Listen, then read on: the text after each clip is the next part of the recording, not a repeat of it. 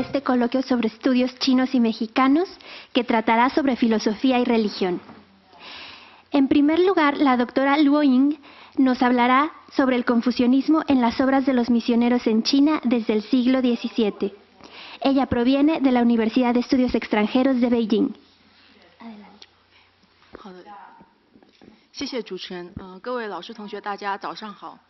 Buenos días a todos. Es un placer poder venir aquí, estar con ustedes. 老师，麻烦您慢点说话好吗？谢谢。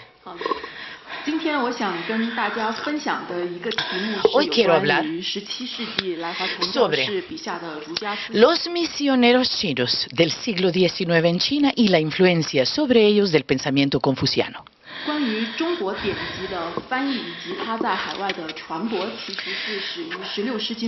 Queremos decir que nosotros consideramos que entre el siglo XVI finales y XVII fueron hechas las mayores traducciones de las obras clásicas chinas al latín y posteriormente a otras lenguas vernáculas.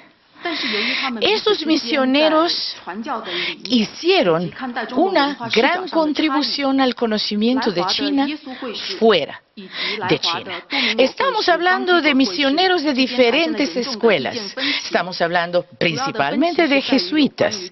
Estamos hablando de los dominicos franciscanos, que, hay que reconocerlo, no se llevaban bien. No tanto en el aspecto religioso como en la percepción sobre China y en la traducción de conceptos muy concretos. Tomemos a Matteo Rizzi, ampliamente reconocido en el Occidente como representante de los jesuitas y el cual realmente hizo gran contribución al conocimiento de China fuera de China. Matteo Rizzi habló bien, aprendió bien, y él consideraba que las bases y fundamentos de China es Confucio. Y todo lo demás, todas las demás escuelas que se estudian son, o por lo menos no contribuyen a la correcta contribución de China.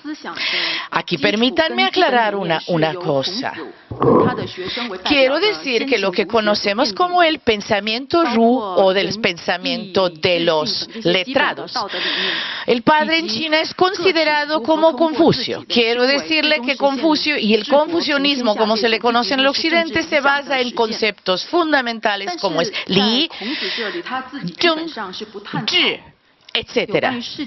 Estos conceptos fundamentales, Confucio no se dedicó a hablar sobre el mundo concreto, se dedicó a hablar sobre lo que está detrás del mundo. Sobre todo, él consideramos que es padre, en buena medida de la ética china, en buena parte es el padre de lo que se considera como la moral china desde él hasta la fecha. Y sin embargo tenemos otras escuelas que en ese tiempo, o que hasta China hasta la fecha han sido muy actuales, y otros sectas de misioneros definitivamente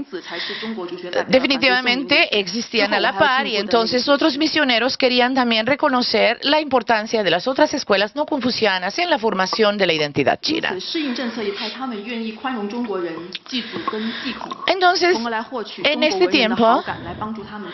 en este tiempo, bueno, obviamente sabemos todos que los misioneros no fueron a China para conocer a China, sino más bien para introducir el cristianismo. Lo que hicieron, lo demás, fue de paso.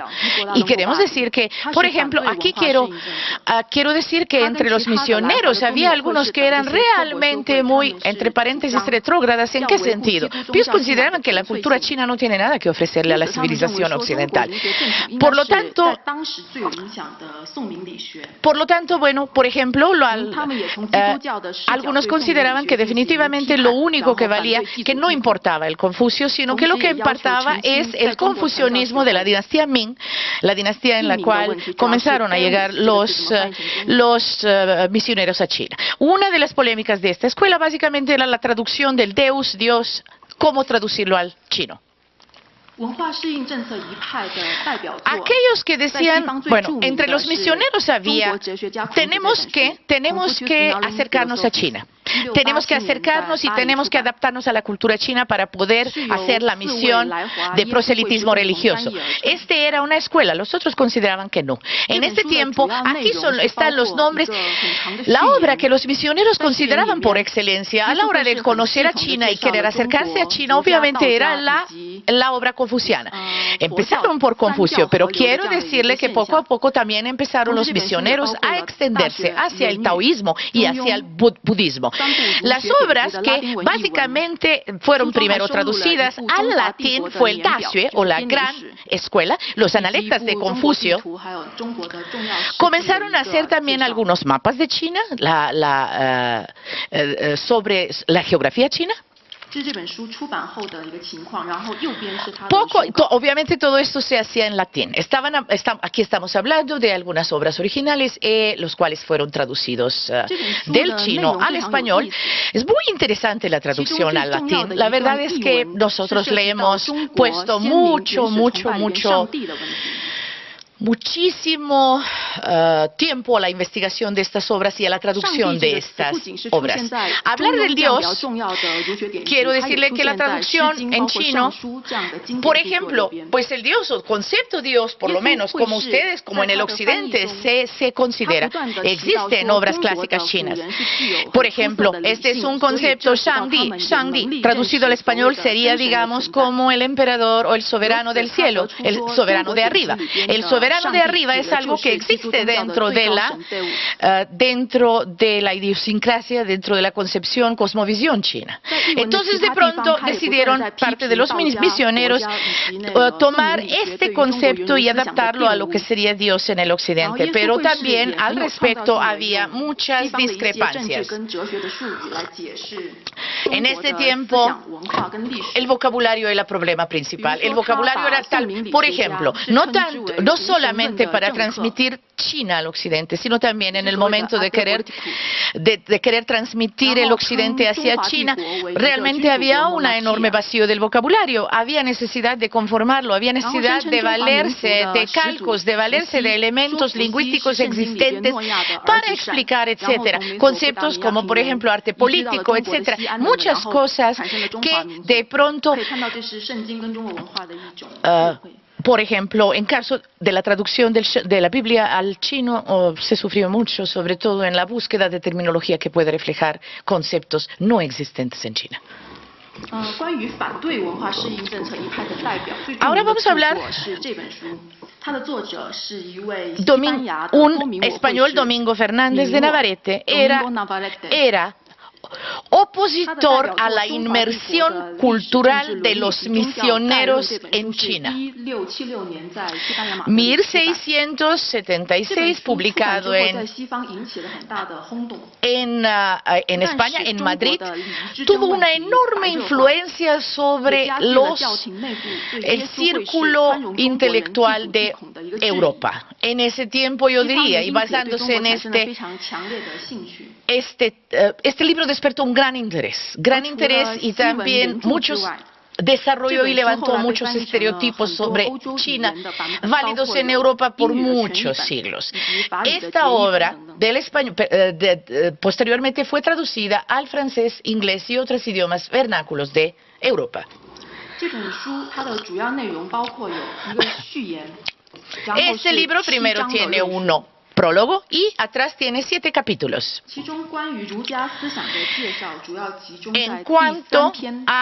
En el tercer capítulo se concentra la explicación tanto de la vida de Confucio como sobre las enseñanzas de Confucio. En cuanto al análisis de la escuela Ru de los letrados, en el 5º capítulo hay una extensa explicación, la cual ha sido muy famosa. En este apartado 5 se habla sobre el Dios, sobre el diablo y el alma. Lombardi fue el que lo escribió y el Navarrete lo tradujo al español. Y el texto original de Lombardi le puso muchísimas notas. Este texto claramente se puede ver la oposición a la inmersión en la cultura china por parte de esta secta de los religiosos. Aquí quiero hacer un resumen a estos textos. Quiero decir que vi misioneros, los que he mencionado, con mucha seriedad, con muy buen conocimiento de chino, argumentó que Shangdi o el soberano de la arriba no puede ser sinónimo de Dios.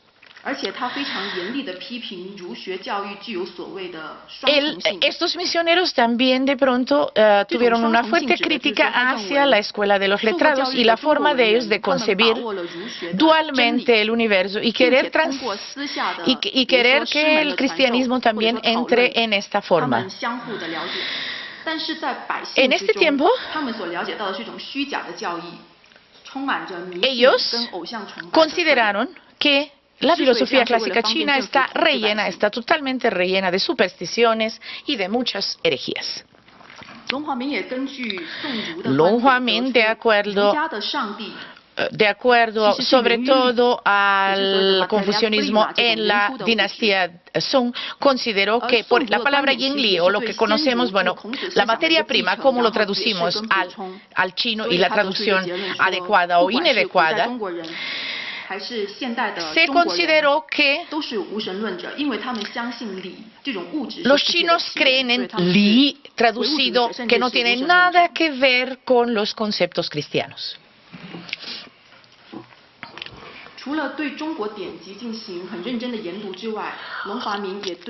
Long Huamin, además de conocer a profundidad muchas obras clásicas de China, conocía también muchas obras referentes a la religión, a diferentes religiones chinas. Obviamente en torno a la discusión de la transmisión y traducción correcta del vocabulario. Él estaba en contra. Él consideraba que muchas enseñanzas de Confucio eran equivocadas y que las enseñanzas confucianas deberían de ser sustituidas por la escuela Li de la dinastía Song, básicamente. Si consideramos, por ejemplo, la entrada de la ciencia del occidente al China, tenemos que atribuírsela al Zhuxi. Básicamente, debido a su apertura y su reexplicación del confucianismo original, el cual dio la entrada a través del concepto de Li al conocimiento de ciencias naturales en el occidente. En aquel entonces, Li, considerado como el base, como la esencia de chino, y como base de todo el universo, no puede compararse con nada conocido en el occidente. No es aire, no es energía, etcétera, etcétera. Es un conjunto de todo. En este tiempo, muchos misioneros llegaron a la conclusión de que los chinos no tienen idea de dónde viene el universo.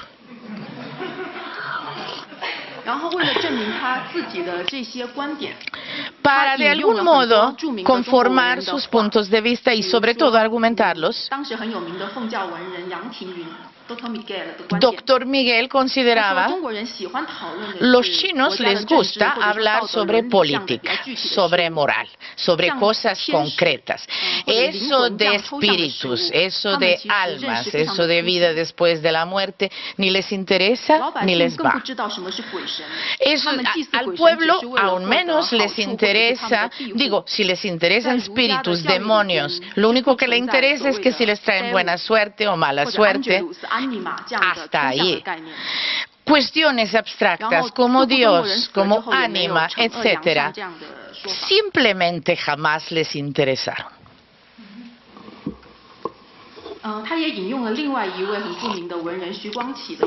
Obviamente el doctor Miguel también usó algo de Xu Guangming, del doctor Pablo, el cual, un chino, él dijo que Shangdi, o lo que acabamos de traducir como el soberano de arriba, no tiene nada que ver con el Dios de la tradición occidental cristiana.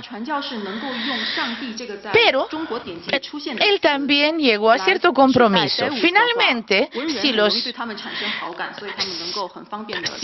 si quieren los occidentales, más fácil, los misioneros meter el cristianismo, entonces que tomen el concepto de soberano de arriba. Eso le va a caer bien a los intelectuales chinos.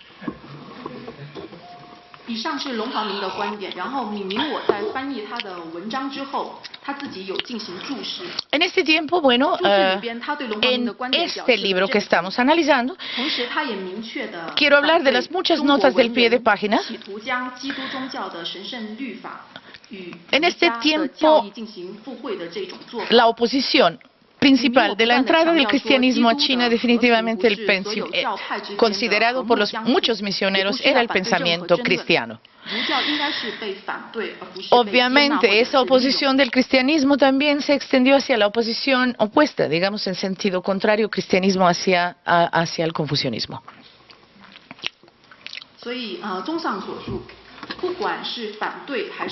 Entonces, no importa si hablamos de la secta que apoya la inmersión cultural o está en contra de la inmersión cultural. Ellos tienen muchos puntos en conjunto. Ambas sectas comprenden, conocen y estudian a profundidad la tradición china. Ambas sectas dicen que para que el proselitismo religioso tenga éxito, tiene que comenzar y equipararse, compararse y usar los mecanismos propios de la tradición china. Claro que sí, que su objeto final era el proselitismo religioso. Sin embargo, y los métodos eran diferentes.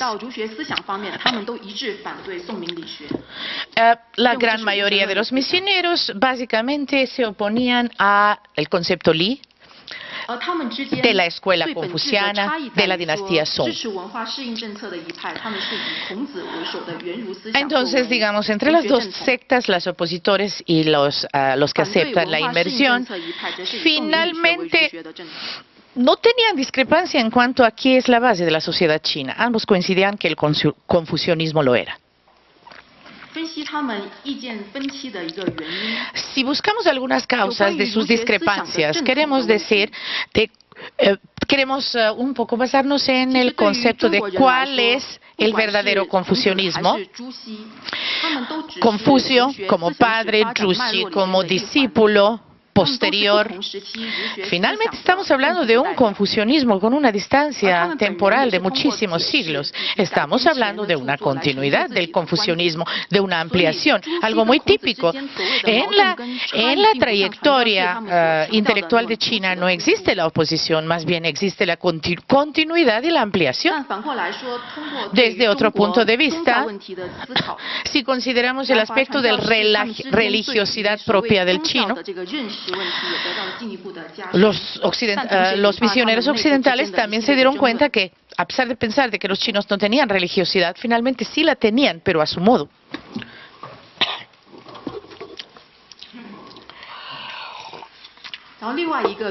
Otra razón es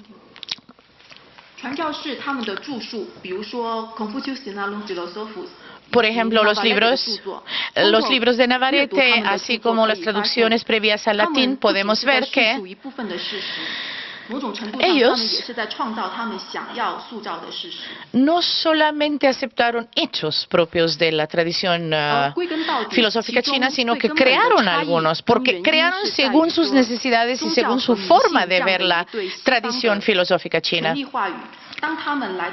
Cuando ellos llegaron a China, finalmente hay que reconocer y hay que aceptar que para los misioneros China era otro mundo en todos los aspectos, aspectos filosóficos, religiosos, aspectos lingüísticos. Sin embargo, también hay que reconocer que, bueno, ellos tenían una partida, ellos tenían un propósito, ellos eran misioneros religiosos. Y realmente es muy aplaudible la forma en la que ellos con gran seriedad se acercaron hacia la tradición china tan distinta a lo que ellos conocían. Eso es lo que he querido platicar con ustedes el día de hoy. Gracias.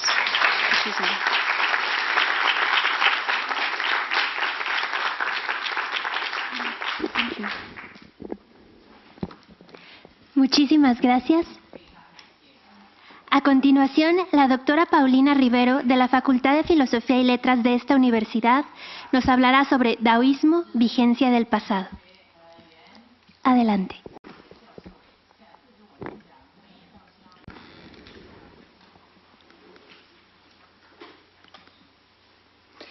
Bueno, primeramente quisiera dar las gracias por la invitación y por todo su trabajo a la doctora Aurelia Vargas Valencia. Realmente ha sido un coloquio espléndido. Muchas gracias. Y quisiera dedicar este trabajo a todos los colegas chinos que han participado en este evento, con mucho agradecimiento. Antes de dar lectura a mi trabajo, quiero platicarles muy brevemente cómo llegué yo a interesarme en la filosofía china. Yo me dediqué por muchos años al estudio del pensamiento de Friedrich Nietzsche, un filósofo alemán, y paralelamente, por mi lado, yo leía el Tao Te Ching, pero trataba de mantenerlo oculto, porque si mis colegas sabían que yo leía el Tao Te Ching, iban a pensar que estaba loca, ¿no?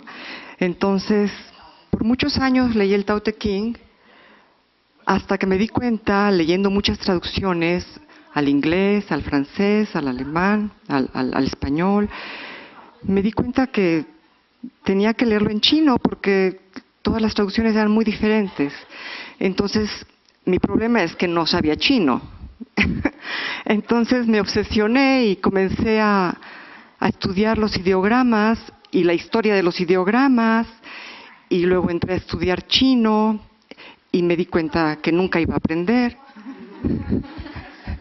Entonces seguí estudiando chino y me di cuenta que nunca iba a aprender, pero que podía leer con mayor facilidad el Tao Te Ching, aunque fuera si estudiaba un poco de chino. Y para mi sorpresa llegó a mis manos una revista de la Nietzsche Society de Inglaterra que traía 3 artículos sobre el taoísmo y Nietzsche. Y esto me abrió un panorama nuevo. Me di cuenta que no estaba loca, que en el mundo hay quien estudia seriamente el Tao Te Ching. Y no solo eso, sino de que en China existía un profesor que se llamaba Chen Guiying y que él también había estudiado Nietzsche y el taoísmo. Entonces comencé a conocer a gente que trabajaba esto, ingresé a la East-West Society de la Universidad de Hawái, conocí a Roger Ames, a Hans-Georg Müller y a profesores que sí hablaban chino y que estudiaban Nietzsche y el taoísmo. Entonces comprendí que mi camino no era tan equivocado. Supe que existía en el mundo una corriente que se llamaba sino-nietzscheanismo, que se dedican a hacer estudios comparativos entre el pensamiento de Nietzsche y el taoísmo. Y desde entonces ya no me da vergüenza decir que leo el Tao Te Ching y he logrado dar clases en la universidad sobre mi lectura del Tao Te Ching, transmitiendo en PowerPoint los ideogramas con su traducción literal y luego un análisis comparativo de diferentes traducciones al español y al inglés. Después de haber recorrido ese camino,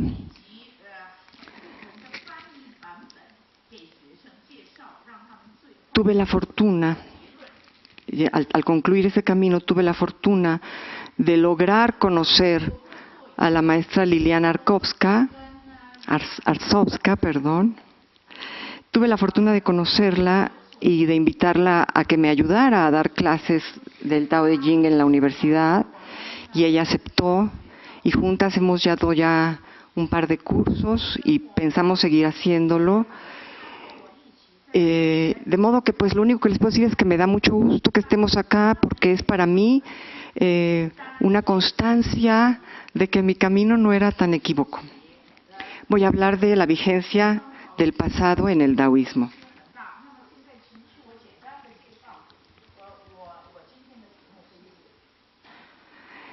Comienzo con una cita de Carl Gustav Jung.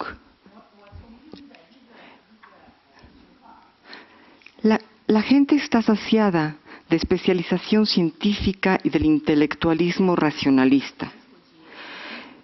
Quiere escuchar acerca de una verdad que no estreche sino ensanche, que no oscurezca sino ilumine, que no escurra sobre nosotros como agua que se va, sino que penetre conmovedora hasta la médula de nuestros huesos. Carl Gustav Jung. De todas las tradiciones que hoy ejercen influencia en nuestro mundo, ninguna tan antigua, tan presente y tan poco comprendida como el taoísmo. Gran parte de las personas se sienten familiarizadas con el concepto Tao. En cualquier librería del mundo se encuentran a diario nuevos libros sobre el Tao de la comida, el Tao del sexo, el Tao de la vida, por citar algunos entre decenas de ejemplos similares. De igual manera, en cualquier rincón de los mercados típicos de Latinoamérica, abundan símbolos del Tao o del Yin-Yang. De esa manera, la expresión taoísmo remite en Latinoamérica a temas tan variados como el folclore, arte, religión, misticismo, pensamiento mágico, yoga, meditación y, por supuesto, filosofía. Parecía tratarse de una amalgama de creencias y saberes que abarcan desde las traducciones más serias de los libros clásicos como el Lao Tzu o el Chuanzi, hasta los más recientes manuales de autoayuda que poco o nada conocen de esta tradición. Por eso en nuestro ámbito, un estudio serio debe aclarar primeramente qué está entendiendo por taoísmo. Lo anterior se torna urgente si tomamos en cuenta que en el mundo académico no existe un acuerdo sobre este punto. Para uno de los más destacados y hasta premiados traductores de textos taoístas, el español Iñaki Preciado, el taoísmo no tiene nada que ver con la religión, sino que trata exclusivamente de la filosofía. Y dice, cito, la religión es un fenómeno extraño a la idiosincrasia del hombre chino.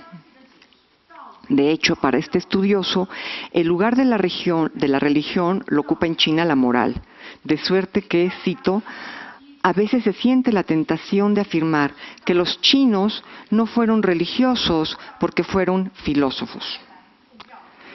De modo radicalmente opuesto, con la opinión de Iñaki Preciado, la reconocida sinóloga francesa Isabelle Robinet considera que el taoísmo es la única gran religión de origen chino. Vemos, pues, solo a modo de ejemplo, dos interpretaciones académicas completamente diferentes: taoísmo como religión y taoísmo como filosofía. Comencemos por ello por distinguir dos formas diferentes de taoísmo, como correctamente lo hace María Teresa Román, sinóloga española, que correctamente considera que, cito, por un lado está el taoísmo filosófico, Taoya, con sus principales representantes, Lao Tzu, Chuanzi, y por otra parte el taoísmo religioso, Taoya, con sus diversas orientaciones y escuelas. Taoya y Taoya son tradiciones que no solo difieren, sino llegan a ser contrarias. Para ilustrar este punto, tomemos solo un ejemplo, el tema de la muerte, en el cual el taoísmo mágico difiere del taoísmo filosófico radicalmente. Hablemos brevemente del taoísmo mágico o religioso. Este se ha transmitido a través de cientos de textos, tratados alquímicos, tanto como historias que nosotros podríamos llamar mitos o leyendas de tradición oral, que aún hoy en día continúan siendo redactadas y recolectadas. Una de las pretensiones fundamentales del taoísmo mágico o religioso es vencer la muerte, de tal manera que muchas de sus prácticas se enfocan a lograr una vida que perdure. Muchas de ellas son, básicamente, prácticas sexuales en las que en el hombre suelen apelar a la retención del líquido seminal, mientras que en la mujer es más frecuente la mención de la decapitación del dragón rojo, una práctica por medio de la cual se extermina la menstruación.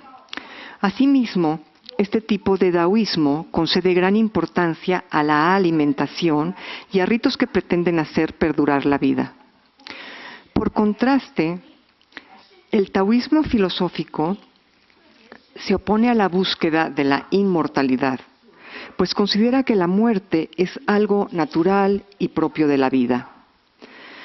De hecho, la muerte no es algo externo que extermine la vida, sino es parte irrenunciable de la vida misma.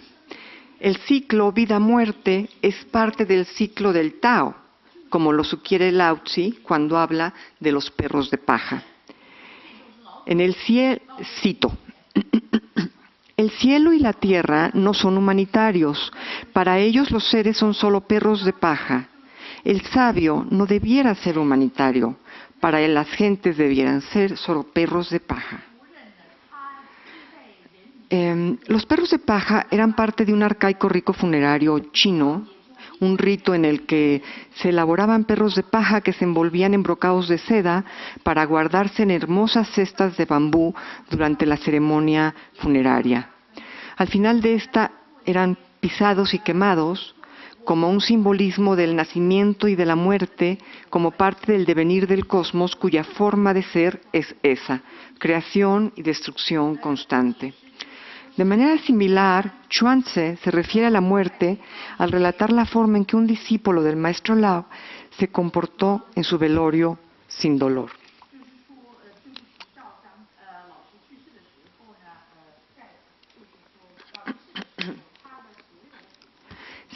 Cito. Cuando Lao Daun murió, Qin Shi fue a presentar sus condolencias, suspiró con fuerza 3 veces y partió. Un discípulo le preguntó, ¿no eres tú amigo del maestro? Sí, contestó. ¿Y esa es la manera apropiada de condolerse? Sí, contestó. Antes le consideraba un hombre supremo, pero ahora ya no lo es. Acabo de entrar para rendirle homenaje y vi que le lloraban como si lloraran a sus hijos. Algunos entre los reunidos, aunque no deseaban hablar, hablaban, aunque no deseaban llorar, lloraban. Eso es huir del cielo y la verdad.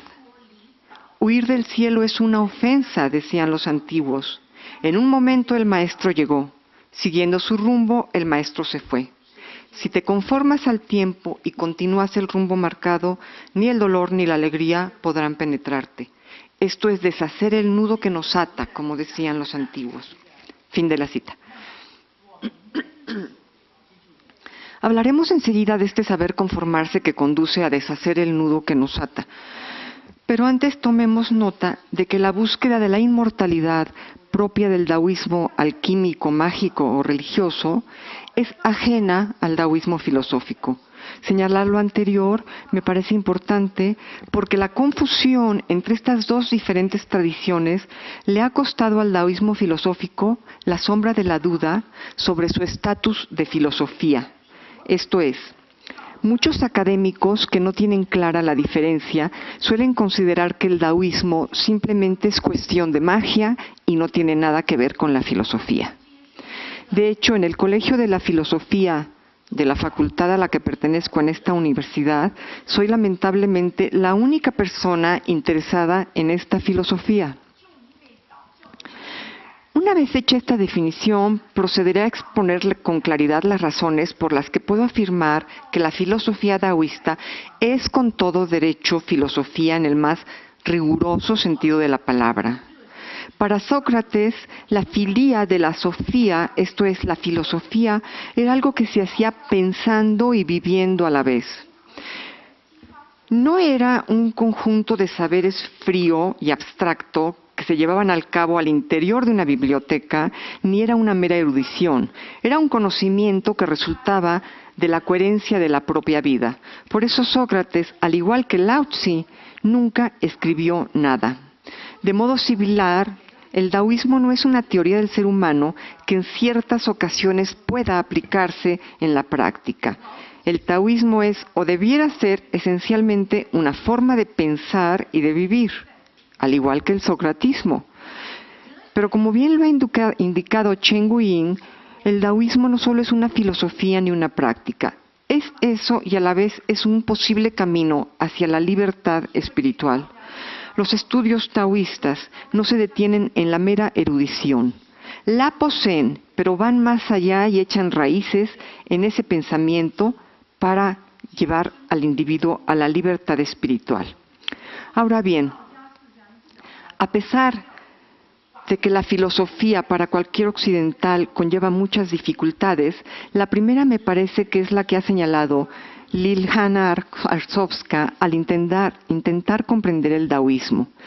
Ella nos advierte que el occidental común suele creer encontrar en el taoísmo únicamente lo que no encuentra en su pensamiento. Todo lo demás le queda velado. Por eso es muy fácil creer que el taoísmo es mera esotería. A esta advertencia hay que añadir una más. Para muchos filósofos, el taoísmo solamente habla de aquello que Hegel habló, de aquello que Heidegger habló. Esto es la misma peligro, pero al revés. Ahora, ¿qué es lo más valioso del taoísmo desde mi perspectiva?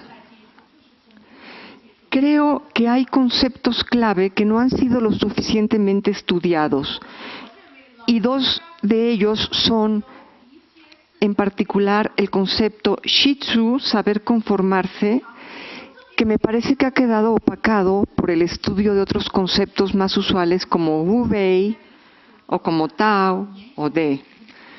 Me parece que una sociedad como la nuestra, una sociedad capitalista, debería de tomar en cuenta en qué consiste el concepto Shitsu. Cito la versión de Goudian del Tao Te Ching, en donde el capítulo A3 explica: el más grande de los males es tener muchos deseos. El más doloroso de los defectos es la ambición. La mayor de las desgracias es no saberse nunca contento. El verdadero contento es saber contentarse. Ese es el contento perdurable. Se trata de una idea muy simple, tanto que resulta muy difícil de comprender. El que aprende a contentarse deja ir, como decía Platón, de la penuria a la abundancia. Occidente está permeado por este diálogo platónico en el cual se entiende al individuo como un ser condenado a la penuria y a la abundancia. Una vez que consigue la abundancia, cae en la penuria. Una vez que cae en la penuria, regresa a la abundancia. Pero es un ciclo interminable. Lao Tse considera que este ciclo se puede abatir si el individuo deja pasar los deseos exagerados y se queda con los deseos básicos y logra simplemente el contento.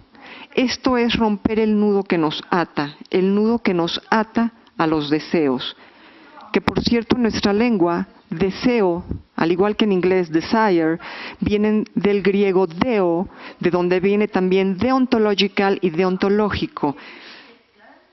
Deo quiere decir en griego atar. El deseo ata. Esto lo entendió muy bien Lao Tzu y lo entiende el taoísmo. Para terminar me pregunto, ¿es posible a cabo llegar esta propuesta? ¿Es posible aprender a saber conformarse? En esto, como en muchas otras cosas, el Tao Te Ching parte de un sentido elemental. Se trata simplemente de no aferrarse a los deseos. Saber contentarse pertenece a ese género de acciones que se llevan a cabo sin esfuerzo, con un gran contento y requieren simplemente de un entrenamiento en el constante desapego. Finalizo con una pregunta. Si estas ideas chinas se difundieran en el mundo, ¿no acaso podríamos aspirar todos a un mundo mejor?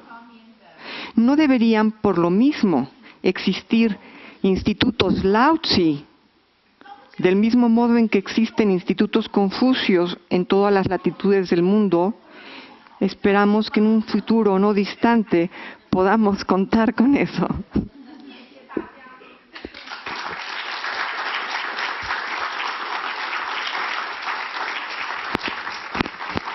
Muchas gracias. Ahora la mesa está abierta para preguntas y comentarios. Por favor. Quisiera ver una observación. Las grandes civilizaciones actuales las podemos identificar por sus grandes monumentos religiosos. Todos son religiosos, pero por ejemplo en China sus grandes monumentos son civiles. No sé si ahí se deba exactamente a que es una civilización más laica y que las demás son exclusivamente civilizaciones religiosas. Gracias.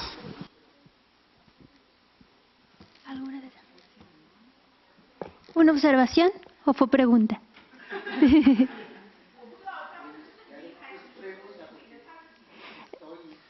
¿La quiere dirigir a alguna de las participantes en particular?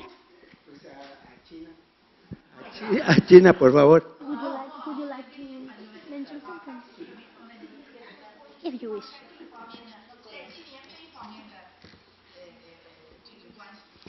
Uh, 纪念碑方面，在中国，据我了解，当然我们有，比如说英雄纪念碑是纪念抗战，或者说是。Efectivamente, usted tiene algo de razón. Los monumentos en China, los importantes monumentos históricos no están asociados a la religión. Sin embargo, si hablamos ya de nuestra tradición, tenemos también muchos, no le llamaríamos monumentos. Propiamente no le hablamos monumentos. Estamos diciendo referencias a nuestra tradición confuciana. Puede usted encontrar en Shandong, donde nació Confucio, ahí está el templo de Confucio. Donde nació en muchas partes de China, como usted sabe, hay muchísimos monasterios, obviamente budistas, pero también taoístas, también confucianos, monasterios religiosos. Yo quiero decir que finalmente los monumentos actuales perfectamente coexisten con la tradición china.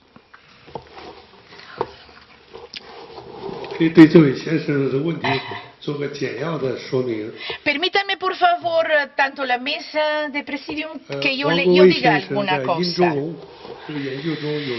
Tenemos a un señor que se llama Wang Guwei, que en su obra maestra tiene una cita directa refiriéndose a eso.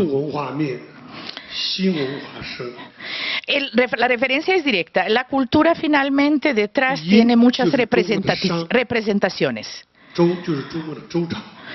Ahí se refiere, como ustedes saben, Yin y Zhou son la dinastía Xia y la dinastía Shang y la dinastía Zhou. Nos referimos a periodos históricos desde el siglo XVII hasta el siglo II a.C. Ahí perfectamente se dice, en la referencia directa a los monumentos es en este tiempo, cuando hubo grandes guerras entre los estados combatientes de la dinastía Zhou, podemos decir que quedaron muchos monumentos referentes a grandes héroes. Wang Guiying, el gran historiador de China, cuando se refiere a todo esto, dice que en la dinastía Shang, la dinastía primero era en la dinastía Shang, siglo XVII al siglo XI, disculpe, aclaro los periodos históricos. Desde el siglo XVII hasta el siglo XI antes de Cristo, estamos hablando de que la gente los chinos eran religiosos mucho más que filosóficos. Sin embargo, nosotros nos definimos a nosotros mismos. Desde el siglo XI, la dinastía Zhou, hasta la fecha, los chinos dejaron a los fantasmas en segundo lugar y pusieron al hombre adelante. Entonces, desde entonces nuestra filosofía es básicamente humanista. No tiene tendencias religiosas. Esto empieza con Zhou Wenwang, a quien se le atribuye, por cierto, la escritura del I Ching, hasta el Confucio. Entonces, Zhou Wenwang, como el padre de todas las escuelas filosóficas que nacen y se conforman posteriormente, finalmente es lo que ellos hacen es conformar una visión humanista basada en el hombre, no basada en fantasmas, no basada en dioses y nada. Todo esto está en segundo lugar. Entonces, quiero decir, como conclusión desde el siglo XI antes de Cristo hasta el humanismo, el hombre como el centro ha sido el estudio, el tópico de todo lo chino. ¿Por qué? Y eso explica perfectamente por qué el budismo pudo entrar en el siglo I de China, precisamente por el gran vacío que existía en el plan religioso de China. Yo quisiera agregar algo a lo que acaba de decir el profesor. A mi modo de ver, el siglo XXI en el mundo va a superar el humanismo, va a extender su preocupación por el ser humano a todos los ecosistemas, a los animales y a todo lo que nos rodea. Esto es inevitable, porque de otra manera el mundo se termina. Y yo creo que ahí entra la importancia del taoísmo. El taoísmo tuvo la capacidad de proponer esta visión unitaria del mundo y la necesidad de respetar todo el entorno para no acabar con el mundo humano. Entonces yo sí creo que el taoísmo tiene una ruta muy larga por recorrer en el siglo XXI y que tiene mucho que enseñarle al mundo.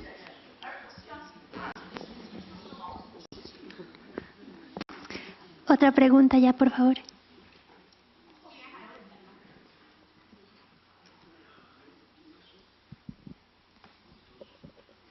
Bueno, el taoísmo como una filosofía oriental, la gran mayoría de las filosofías orientales tienden a tener este pensamiento del desapego, pero no sé si estoy en lo correcto, pero muchas de las interpretaciones que se le ha dado al Tao se les ha dado un tono religioso, pero la mayor parte del taoísmo hace la observación de la naturaleza y de los procesos solo como observadores, no tanto como partícipes. Inclusive en algún verso del Tao se llega a relatar algo que el verdadero Tao no se puede describir. Entonces, solamente somos observadores. No sé si la interpretación o cuál es la interpretación más válida dentro de la sociedad actual del taoísmo. ¿Cuál podría ser la más práctica y la que nos podría hacer llegar inclusive no solamente a la cultura china, sino a toda la cultura, a la humanidad, a hacerla trascender? ¿Cuál sería la que más nos podría ayudar? Gracias. Yo creo que la filosofía taoísta es completamente secular, creo que no es religiosa, por eso hice la distinción entre las dos vertientes, pero creo que la idea del taoísmo es justamente que no somos solamente observadores, sino que somos un hilo del tejido, que el ser humano es un hilo más en todo el tejido del universo, creo yo. Y que no, me encantaría seguir, pero pues no, ¿verdad? Bueno, agradecemos muchísimo a nuestros ponentes y agradecemos a ustedes su presencia. Los esperamos en la siguiente mesa. Gracias. Perdón.